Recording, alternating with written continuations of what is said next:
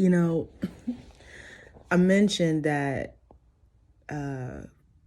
like, Rod Parsley praying on me was like undoing a spell. And the thing is, he knew. He didn't know at the time that he did it. I left the church for a while and then I went back. And I would sit in the front pew so he could clearly see my face. And there was one time, I can't even remember what the sermon was, but he literally stared at me the entire sermon. He saw something. He's a very powerful man. He has a lot of abilities. That's why he is a preacher. I know he saw it, like, looking back on that, because I felt uncomfortable. There's something he saw when he looked at me. He knew, he could see who I was, and probably thought, damn. Anyway, I don't know him personally or anything. I just want people to know I don't know these people personally at spiritual level. I used to call Rod Parsley my spiritual father because most of the stuff that I know is because of that church, right? That's where I was raised. I was raised in the spirit in one of the most influential churches of all time, bro. So, shout out to Rod Parsley yet again. You definitely did your job. But that goes to say, the reason I started with that is because a lot of people who were sent to oppress me had one defining moment that undid everything they did. Because, you speak life and you speak death through the tongue. Spell word, right? So my adopted mother, she spent a lot of time talking down to me. All of us, really. She spent a lot of time talking down to us. And this shapes your view of yourself, right? But there is one instance in which she spoke so highly of me that literally changed the trajectory. She probably didn't realize she did this. But when you spend, at this time, I would have been 25 or 26 years old. My sisters and we got in an argument. And I can remember the look on my sister's faces after she spoke so highly of me. They were really upset, actually. But I don't give two fucks about that, do I? But we got in a disagreement. It was over something really stupid. It was like something, they wanted to see my list for the grocery store to make sure that I did it right. Because again, remember, they are always supervising me. And I refused. No. No. Fuck you. But this turned into an argument. It went on for like 2-3 hours. My mother's huge on instigation. And so... But at the end of this, what ended this argument, my mother told me that I could build a nation. She said something to the extent of, you know what you'd really be good at?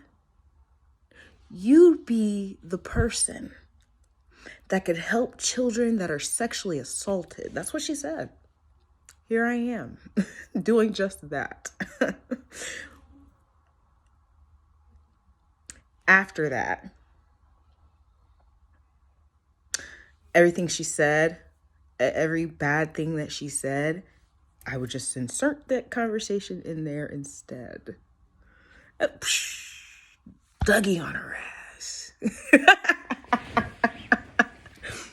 Dougie on her ass. Oh, you're going to have a whole bunch of kids just like your mom. By the way, how do you know that? You don't know nothing about my mom. How did you know that? You're going to be just like your mom and be a smoker all your life. You don't know my mom, but how do you know that? All right, it's okay. It's cool. She just said that. Here, what I'm going to do is I'm just going to put, you can build a nation. You can build a nation. Like, it just went in one ear, out the other, and I'd stick, you can build a nation on top of that. No matter what the fuck she said. You're not ready to be a parent? Well, no shit. It's an unplanned pregnancy. You can build a nation. So there are a lot of people who actually have done this. You know, also the fact that you forced me into therapy for all these years. I listen to my therapist. One of the things they say is let the shit slide off your mind like Teflon. The Dougie. It's sliding off my mind. Dougie. Let it fall off your mind like Teflon, right? So a lot of people would say shit to me. And I would take that because they made sure not to compliment me. They made sure not to do certain things. So that one time that they slipped up, I would just let anything mean they said and reinsert that one time of validation. So when people were picking on me and saying my spell work didn't work, you know, when I'm looking around, I remember African witch bitch saying you can't be a popcorn witch. In her time of validating other people who were doing spell work that probably wasn't even with good intentions based off the type of spell work you were giving out. Even though you were trying to condemn me and tell me I was an overzealous witch. I let it slide off my mind like Teflon. You can't be a popcorn witch. Some shit takes time. 2-3 years, it's all right. And it's actually not 2 years. It's only been 1.5 years so far. And a lot of the work that I did, I had done other things prior to the spell work that are provide more foundation than any fucking spell would ever do.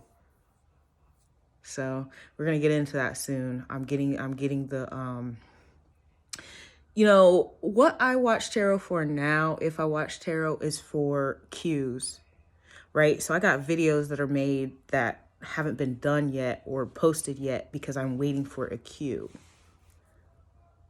You know? Does that make sense? So I'm waiting for it, but I can hear it coming up. It's coming. And you'll see what I did.